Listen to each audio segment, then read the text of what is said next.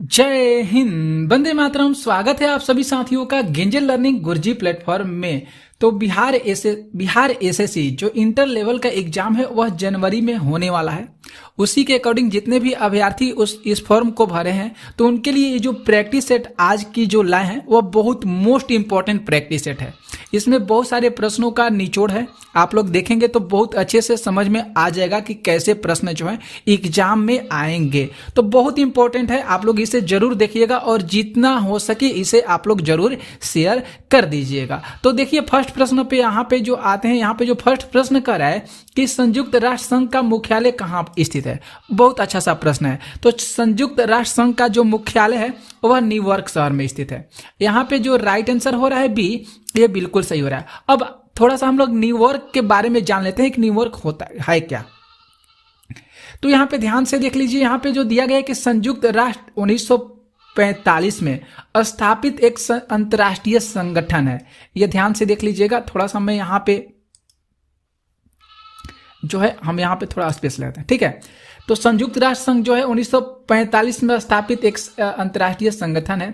यह वर्तमान में कितने सदस्य राष्ट्रों से बना है? तो 193 जो सदस्य हैं राष्ट्रों से मिलकर जो है यह संयुक्त राष्ट्र संघ बना है। और इसका मुख्यालय कहाँ पे है? तो इसका मुख्यालय न्यूयॉर्क में है।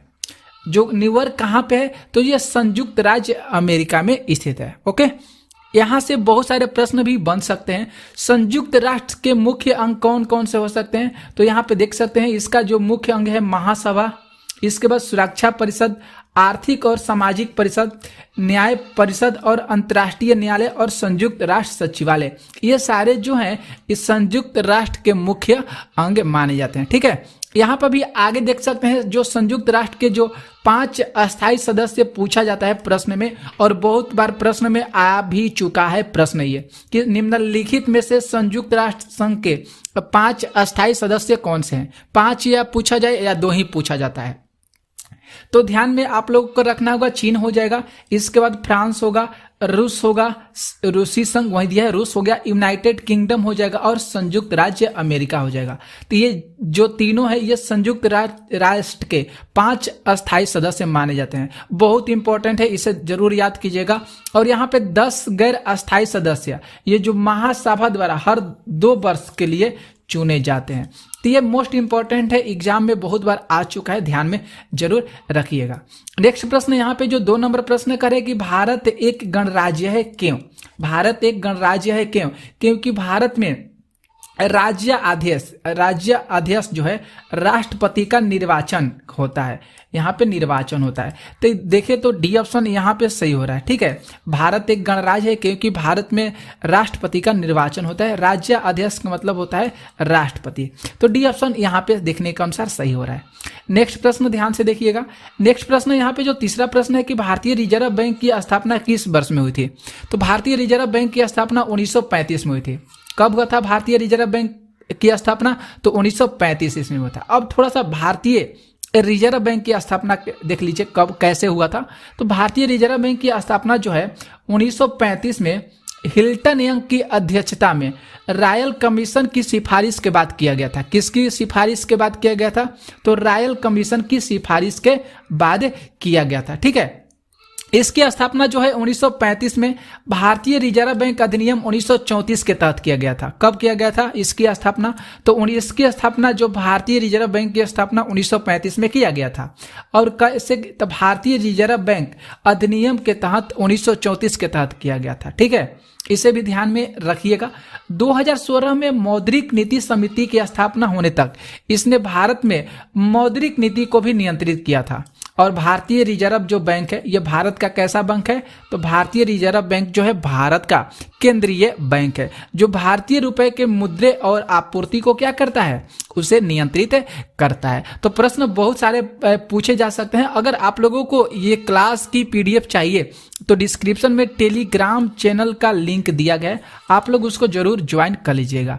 आरबीआई की स्थापना जो है कलकत्ता में की गई थी। आरबीआई की स्थापना कहाँ पे हुआ था? कोलकाता में हुआ था।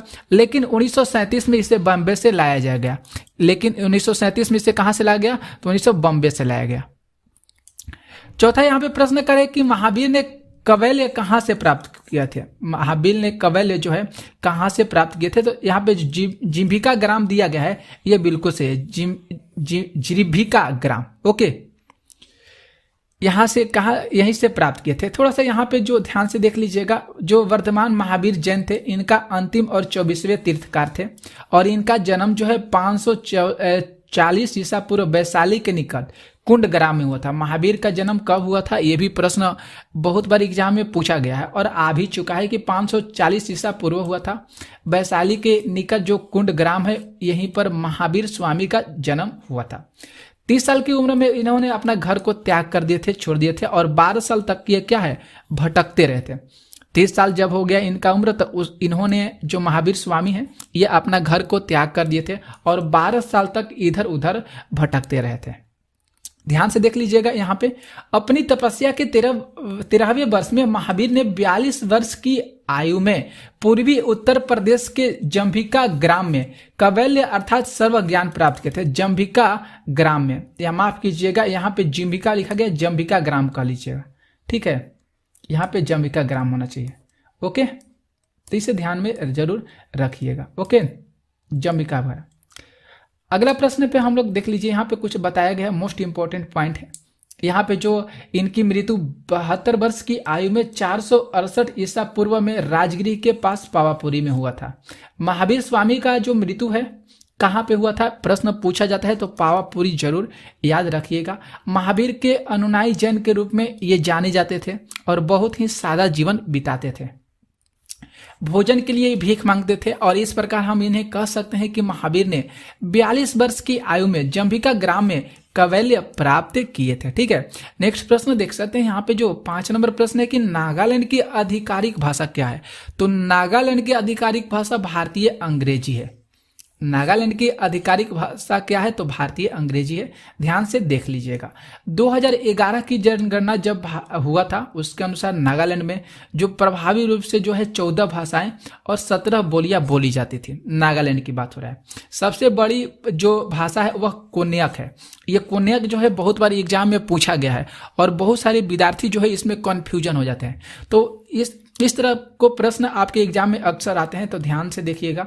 इसका जो हिस्सा केवल जो है 46% ही है, केवल जो है 46% ही है। ठीक है, लेकिन यहाँ के जो अधिकतर लोग होते हैं वह नागामी बोलते हैं। क्या बोलते हैं, यहाँ पे अधिकतर लोग जो है नागामी बोलते हैं, जो मूल नाग भाषा और असमिया का मिश्रण होता है। जो नागामी जो है ये इनकी जो मूल भाषा है नागा और असमिया के मिश्रण से नागामी वर्ड निकला है। ठीक है, नागामी की भाषाओं में तिब्बती बर्मी भाषाओं का भी मिश्रण देखने को मिलता है। तो देख ले सकते हैं यहाँ पे जो नागालैंड है तो 2011 के अनुसार बोली जाने वाली भाषाएं यहाँ पे दिया गया है। देख सकते हैं कोन्याक, आवोलोथा, अंगामी, चक्रु, संगतम, बंगाली, जिम, ये सब चीज है, इसे ध्यान में रखिएगा, बहुत इंपॉर्टेंट है। और आवो जो भाषा है नागालैंड की भाषाओं में से एक मानी जाती है, जिसकी लिखावट लिपिया भी है। यहाँ की जो लिखावट है क्या है, लिपिया भी है। लेकिन ब्रिटिश मशीनरियों ने इस भाषा के उपयोग को सरल बनाने के लिए किसका इस्तेमाल किए थे, तो लिपियों का इस्तेमाल किए थे, शुरुआत किए थे। नेक्स्ट प्रश्न देखिए, यहाँ पे जो 6 प्रश्न है कि निम्नलिखित में से कौन दिल्ली के तोदी वंश के अंतिम शासक है। यहाँ पे लोधी भी हो सकता है, लेकिन यहाँ पे देखिए तोदी दिया है, तो ध्यान में रखिएगा, बहुत इंपॉर्टेंट सा ये प्रश्न है। तब बहलुल लोधी, लोधी वंश के अंतिम शासक कौन होना चाहिए, तो बहलुल लोधी। ठीक है, बहलुल लोधी जो है ये दिल्ली के लोधी वंश के शासक हैं। ध्यान से देखिएगा, इब्राहिम लोधी लोधी वंश का अंतिम शासक है। इब्राहिम लोधी जो है लोधी वंश का अंतिम शासक कौन सा है, इब्राहिम लोधी है। लेकिन दिल्ली का तोदी वंश का अंतिम शासक कौन है, तो बहलुल लोधी है। ध्यान में रखिएगा, बहुत इंपॉर्टेंट सा ये प्रश्न है। 1526 में पानीपत की लड़ाई में बाबर द्वारा पराजित और मारा गया था। कौन सा, ये जो इब्राहिम लोधी था, लोधी वंश का जो अंतिम शासक था। ठीक है, तो ये 1526 में जब पानीपत की लड़ाई हुआ था। पानीपत की लड़ाई कब हुआ था, तो 1556 में हुआ था। बाबर जो है इसमें मारा गया था। इब्राहिम तोदी का मकबरा जो है हरियाणा के पानीपत में स्थित है। इब्राहिम तोदी का मकबरा हरियाणा के, माफ कीजिएगा दोस्तों, इब्राहिम लोधी कर लीजिए, तोदी न करके गिरा है, इब्राहिम लोधी हुए, तोदी तो बहुत कंफ्यूजन हो रहा है। ठीक है, आगे देख सकते हैं लोधी वंश की जो स्थापना है बहलुल खान तोदी ने किया था। बहलुल खान तोदी ने किया था, इसे ध्यान रखिएगा। लोधी वंश की स्थापना बहलुल खान तोदी ने किया था। तोदी वंश जो है एक अफगान राजवंश था और ये जो है दिल्ली सल्तनत का अंतिम राजवंश था लोदी वंश, जिसने 1451 से लेकर 1526 तक क्या किया था, ये शासन किया था। नेक्स्ट देखिए यहाँ पे बताया गया, बहुत अच्छा सा ये प्रश्न है कि सिकंदर लोदी जो है ये बहलोल के पुत्र था और 1504 में आगरा की स्थापना किया था। कौन? जो सिकंदर लोदी। इब्राहिम लोदी जो थे सिकंदर लोदी का पुत्र था। इब्राहिम लोदी जो है सिकंदर लोदी का पुत्र था और दिल्ली का अंतिम लोदी सुल्तान था। ये भी प्रश्न बहुत इंपॉर्टेंट है, पूछा जाता है यहाँ से। नेक्स्ट प्रश्न देखिए, बहुत इंपॉर्टेंट सा प्रश्न है यहाँ पे, हिंद स्वराज किसके द्वारा लिखा गया था? हिंद स्वराज किसके द्वारा लिखा गया था? तो राइट आंसर की बात करें बी ऑप्शन से होगा, महात्मा गांधी जी के द्वारा जो है हिंद स्वराज को लिखा गया था। ठीक है, देख लीजिए ध्यान से, भारत में राष्ट्र का जनक किसे माना जाता है? तो भारत में राष्ट्र का जनक महात्मा गांधी जी को माना जाता है और महात्मा गांधी जी ने 1893 में कानून की प्रैक्टिस के लिए दक्षिण अफ्रीका गए थे और वह 9 जनवरी 1915 को भारत लौटे थे। गांधी जी का जो पहला बड़ा सत्याग्रह था 1917 में हुआ था। बिहार के चंपारण आंदोलन के साथ जो है इनका पहला सत्याग्रह आंदोलन प्रारंभ हुआ था। कहां से? तो बिहार से शुरू हुआ था। पहला बड़ा सत्याग्रह 1917 में हुआ था गांधी जी का। ठीक है, हिंद स्वराज जो है 1909 में महात्मा गांधी द्वारा लिखा गया था। ये जो हिंद स्वराज इनकी पुस्तक है, हिंद स्वराज, जो महात्मा गांधी जी के द्वारा 1909 में लिखा गया था। और महात्मा गांधी ने 1932 में हरिजन सेवक संघ की स्थापना किया था। यहाँ से बहुत सारे इंपॉर्टेंट प्रश्न जो है एग्जाम में पूछे गए हैं, इसलिए जो जो मोस्ट इंपॉर्टेंट सवाल है, जो प्रश्न है जो एग्जाम में पूछे गए वहीं यहाँ पे चुन के आपके लिए लाए, तो बहुत इंपॉर्टेंट है। ये भी प्रश्न पूछा जाता है कि महात्मा गांधी जी ने हरिजन संघ सेवक की स्थापना कब किया था? तो 1932 में किए थे। और हिंद स्वराज किसके द्वारा लिखा गया था? महात्मा गांधी जी के द्वारा लिखा गया था। कब लिखा गया था? 1909 में लिखा गया था और 30 जनवरी 1948 को इनकी हत्या कर दिया गया था। ठीक है, आगे देखिए प्रश्न आते हैं यहाँ पे, जो 8 नंबर प्रश्न है कि महात्मा गांधी के उल्लेखनीय कार्य इनमें से कौन कौन से हैं? तो सत्य के साथ मेरे प्रयोगों की कहानी, हिंद स्वराज या भारतीय गृह शासन, एयरवादा मंदिर से दक्षिण अफ्रीका में सत्याग्रह। तो यहाँ पे जो चारों ऑप्शन दिखाई दे रहे हैं, ये चारों विकल्प क्या है? यहाँ पे सही है। नेक्स्ट देखिए प्रश्न 9 है कि जवाहरलाल नेहरू के उल्लेखनीय कार्य कौन से हैं? भारत की खोज, विश्व इतिहास की झलकियां, एक आत्मकथा, एक पिता से अपनी बेटी को पत्र। तो यहाँ पे चारों ऑप्शन बिल्कुल सही होंगे जो जवाहरलाल नेहरू के बारे में उल्लेखनीय कार्य हैं। नेक्स्ट प्रश्न यहाँ पे 10 देख सकते हैं, मजलिस कहाँ की संसद है? मजलिस कहाँ की संसद है? तो ए ऑप्शन हम लोग यहाँ पे सही करेंगे। मजलिस जो है ये कहाँ की संसद है? ईरान की संसद है। ईरान की राजधानी तेहरान होता है और इसकी मुद्रा रियाल है। इसकी मुद्रा क्या है? तो इसकी मुद्रा रियाल है। इसे ध्यान में जरूर रखिएगा, मोस्ट इंपॉर्टेंट सा प्रश्न है। यहाँ पे देखिए दोस्तों 11 प्रश्न करे कि यहाँ पे जो नेसेट कहाँ की संसद है? तो नेसेट भी इजराइल की संसद है। कहाँ की संसद है? नेसेट। तो नेसेट भी इजराइल की संसद है। ओके, आगे देख सकते हैं यहाँ पे हम लोग अगर प्रश्न की बात करें, 12 नंबर प्रश्न है कि शेकेल किस देश की संसद की मुद्रा है? शेकेल जो है इजराइल के भी मुद्रा है। इजराइल जो देश है इसकी मुद्रा है शेकेल। ठीक है, तो इसे ध्यान में रखिएगा, बहुत इंपॉर्टेंट सा ये सारे प्रश्न है।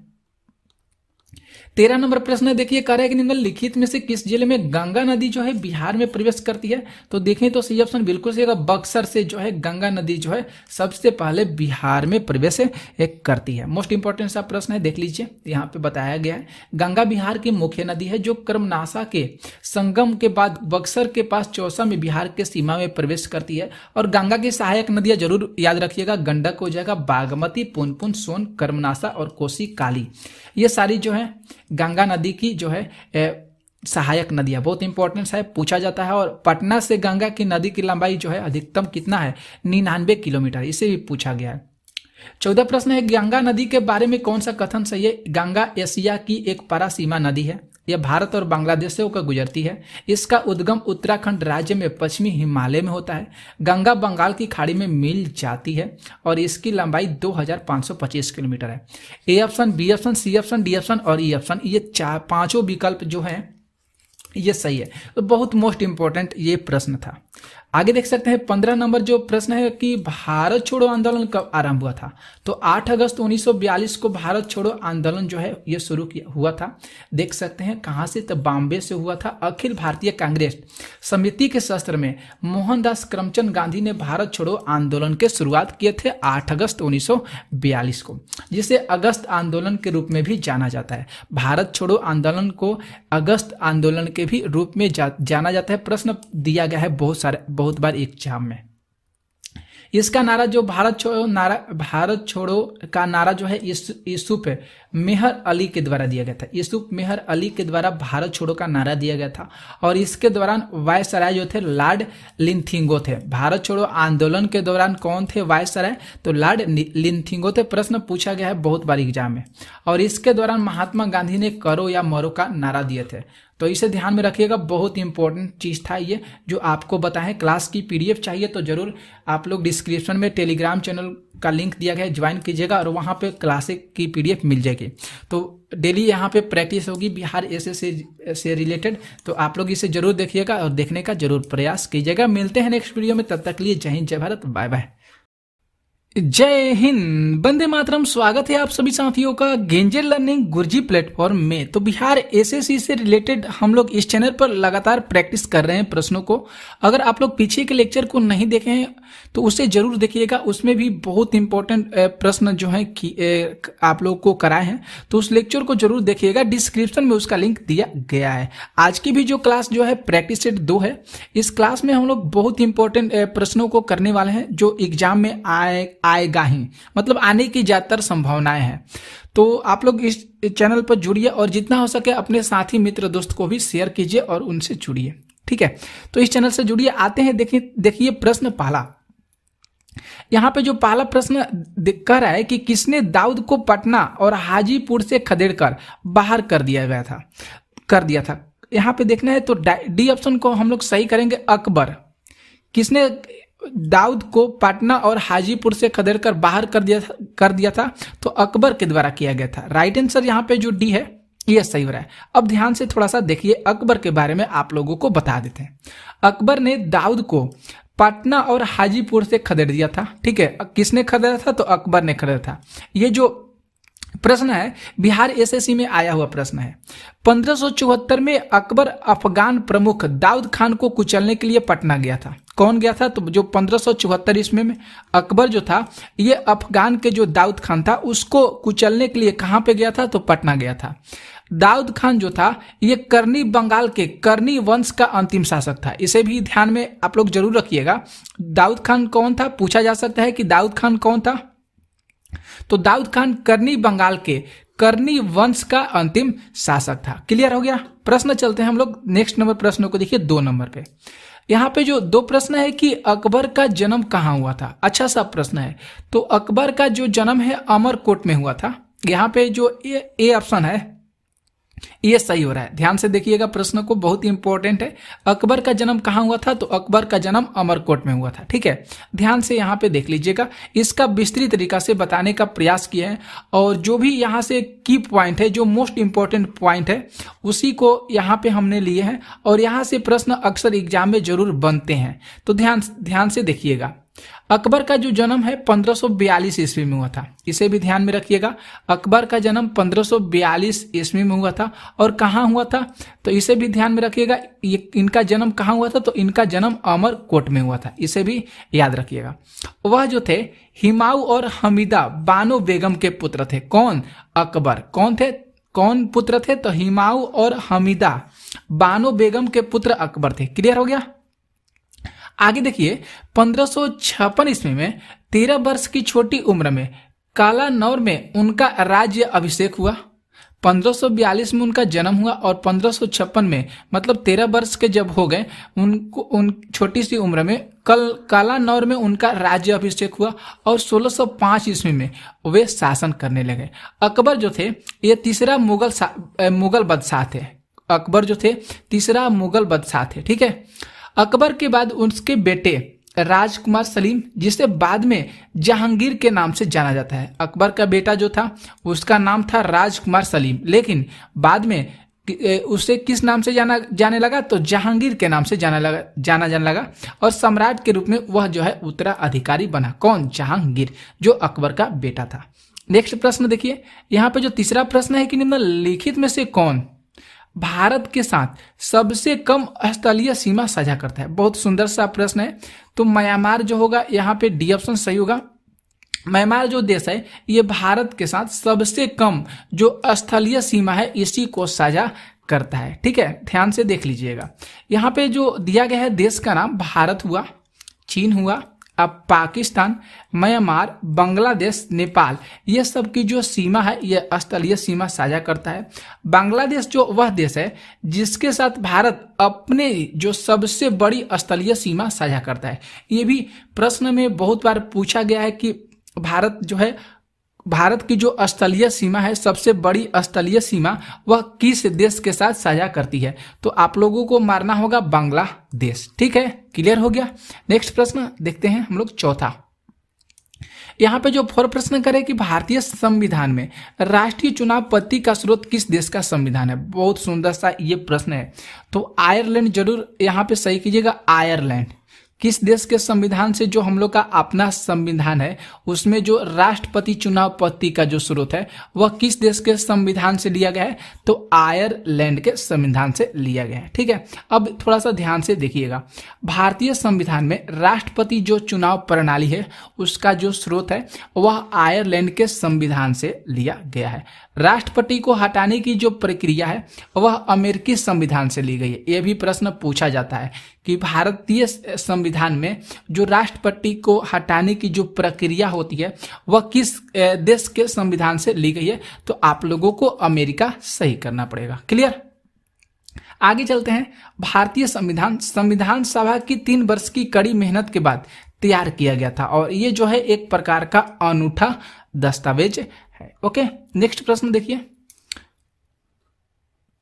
यहाँ पे जो 5 प्रश्न करें कि भारतीय संविधान में संसद के दोनों सदनों की संयुक्त बैठक ये किस देश के संविधान से ली गई है? बहुत सुंदर सा प्रश्न है ये। तो सी ऑप्शन इस यहाँ पे सही गया, ऑस्ट्रेलिया से लिया गया है। जो हम लोग का संविधान है उसमें संसद की जो दोनों सदनों की संयुक्त बैठक होती है वह किस देश के संविधान से लिया गया है? तो ऑस्ट्रेलिया देश का। ठीक है, इसे भी ध्यान रखिएगा, बहुत ही इंपॉर्टेंट है। यहाँ पे देखिए साथियों 6 नंबर प्रश्न है कि भारतीय संविधान में संसद के दोनों सदनों की संयुक्त बैठक की सूची के अंतर्गत आती है? तो समवर्ती सूची, राज्य सूची, यहाँ पे देखिए ऐसा ब्लैंक्स आ गया। ठीक है, तो यहाँ पे हम लोग ए ऑप्शन को सही करेंगे। ये नहीं दिखाई दे रहा है तो कोई बात नहीं है, लेकिन हम लोग यहाँ ए ऑप्शन यहाँ पे सही करेंगे। समवर्ती सूची के अंतर्गत आता है। जो हम लोग का संविधान है इसमें जो संसद के दोनों सदनों की जो संयुक्त बैठक होती है वह किस सूची के अंतर्गत आती है? तो समवर्ती सूची के अंतर्गत आती है। संघ सूची, राज्य सूची और समवर्ती सूची, 3 सूचियां होती है। ठीक है, नेक्स्ट देखिए यहाँ पे कुछ तो नहीं दिया गया। आगे देखते हैं प्रश्न देखिए यहाँ पे 7, इसको थोड़ा सा बड़ा कर लेते हैं। 7 प्रश्न करें कि व्यापार, वाणिज्य और समागम की जो स्वतंत्रता है ये किस देश के संविधान से ली गई है? बहुत अच्छा सा ये प्रश्न है। तो सी ऑप्शन हम लोग सही करेंगे। यहाँ पे ऑस्ट्रेलिया देश से लिया गया है। जो भारत का जो व्यापार है, वाणिज्य और समागम की स्वतंत्रता है ये ऑस्ट्रेलिया देश से लिया गया है। नेक्स्ट प्रश्न देखिए यहाँ पे 8 जो प्रश्न है कि राज्य के नीति निर्देशक सिद्धांत किस देश से लिया गया है?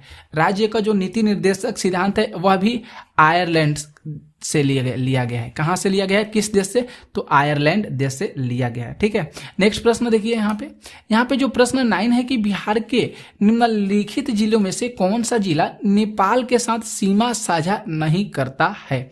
वह कौन सा बिहार का जिला है? तो यहाँ पे डी ऑप्शन को हम लोग सही करेंगे। पूर्णिया जो जिला है ये नेपाल के साथ अपना सीमा साझा नहीं करता है। थोड़ा सा ध्यान से देखिएगा, आप लोगों को बता रहे हैं। बिहार जो है नेपाल के साथ 729 किलोमीटर लंबी अंतर्राष्ट्रीय सीमा रेखा को साझा करता है। इसमें देखिए कौन कौन सा बिहार का जिला आता है, 7 जिले आते हैं, ये भी ध्यान में रखिएगा। नेपाल के साथ कह रहा है साझा करता है।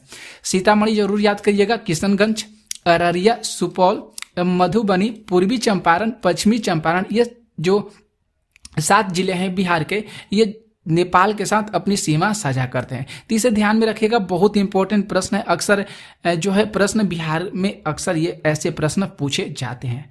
नेक्स्ट प्रश्न, यहाँ पे जो 10 प्रश्न है कि निम्नलिखित में से कौन सा भारत के लिए राज्य में मौजूद एकमात्र यूनेस्को विश्व धरोहर स्थल माना जाता है। यूनेस्को का जो विश्व धरोहर स्थल कहाँ पे है, तो बिहार में है। कौन कौन सा है, तो महाबोधि विहार और नालंदा में बौद्ध मठ, ये दोनों जो हैं ये विश्व धरोहर माने जाते हैं यूनेस्को के द्वारा, जो बिहार में स्थित है। ठीक है, तो ए और बी ऑप्शन यहाँ पे सही हो रहे हैं। ध्यान से देखिएगा, यूनेस्को के विश्व धरोहर स्थल सूची में बिहार का जो नालंदा महाविहार है ये पुरातात्विक स्थल 2016 में, और महाबोधि विहार मंदिर जो है ये वर्ष 2002 में इसको क्या किया गया, शामिल किया गया यूनेस्को के द्वारा, जो विश्व धरोहर सूची में इसको शामिल किया गया है। नेक्स्ट प्रश्न, यहाँ पे जो 11 प्रश्न है कि बिहार आर्थिक सर्वेक्षण पहली बार किस वित्तीय वर्ष के लिए प्रकाशित किया गया था। सुंदर सा ये प्रश्न है।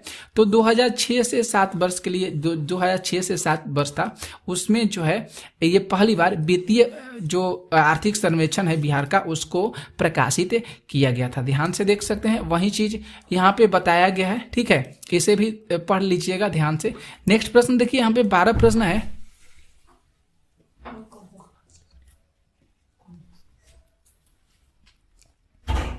नेक्स्ट जो प्रश्न यहाँ पे कर है कि भारतीय वन अनुसंधान और शिक्षा परिषद, जिसको ICFRE ने वन आधारित समुदायों का समर्थन करने के लिए TIFAC के साथ समझौता ज्ञापन पर हस्ताक्षर किया था। ICFRI का मुख्यालय कहाँ पे स्थित है। सुंदर सा प्रश्न है, बहुत इंपॉर्टेंट है। तो इस यहाँ का जो मुख्यालय है देहरादून में है। डी ऑप्शन यहाँ पे सही करिएगा। ठीक है, बहुत इंपॉर्टेंट ये प्रश्न था, ये बहुत बड़ा है। देखिए, मार्च 2018 में पर्यावरण और जलवायु परिवर्तन मंत्रालय के तहत एक स्वायत्त परिषद, जिसको भारतीय वानिकी अनुसंधान और शिक्षा परिषद, दो यहाँ पे जो स्वायत्त परिषद का नाम लिए हैं ध्यान रखिएगा, भारतीय वानिकी अनुसंधान और शिक्षा परिषद देहरादून और विज्ञान प्रौद्योगिकी विज्ञान के तहत स्वायत्त परिषद प्रौद्योगिकी सूचना पूर्वानुमान आकलन परिषद जो है नई दिल्ली के मध्य एक सहमति पत्र पर हस्ताक्षर किया गया था। तो बहुत इंपॉर्टेंट था। आगे देखिए प्रश्न 13। यहाँ पे जो 13 प्रश्न है कि बाढ़ सुपर थर्मल पावर स्टेशन किस राज्य में स्थित है। तो बिहार में है बाढ़ सुपर थर्मल पावर स्टेशन, जो बिहार की राजधानी पटना है वहां पे ये स्थित है। यहाँ पर भी देख सकते हैं। ठीक है, आगे प्रश्न देखते हैं, अगले प्रश्न को 14 नंबर। यहाँ पे जो 14 प्रश्न कर रहा है कि यहाँ पे जो 10,000 ईसा पूर्व, मतलब यहाँ पे 10,000 ईसा पूर्व में विश्व की जनसंख्या कितनी थी। 2 मिलियन, 3 मिलियन, 4 मिलियन और 5 मिलियन। तो देखिए 10,000 ईसा पूर्व की बात किया है तो बहुत सारे जो वैज्ञानिक थे पहले, उन्होंने अपने अनुमान के मुताबिक बहुत सारी जो है उनके द्वारा जनसंख्या को बताई गई है। इसमें से कोई भी ऑप्शन सही नहीं हो रहा है, हम लोग इसको नन करेंगे क्योंकि ऐसे प्रश्न जो है थोड़ा सा कंफ्यूजन होते हैं। देखिए यहाँ पे 10,000 ईसा पूर्व विश्व की आबादी का अनुमान विभिन्न विद्वानों ने अलग अलग बताए हैं। जैसे किंड गोल्डविक 2 मिलियन बताए हैं, मैक वेडी या जोस कह सकते हैं, इन्होंने 4 बिलियन बताए हैं। ठीक है, और थॉमलिनसन जो है 1 से 10 मिलियन का अनुमान लगाए हैं। तो ये अलग अलग वैज्ञानिक हैं जिन्होंने जो 10,000 ईसा पूर्व विश्व की आबादी का अनुमान लगाया। नेक्स्ट प्रश्न आइए,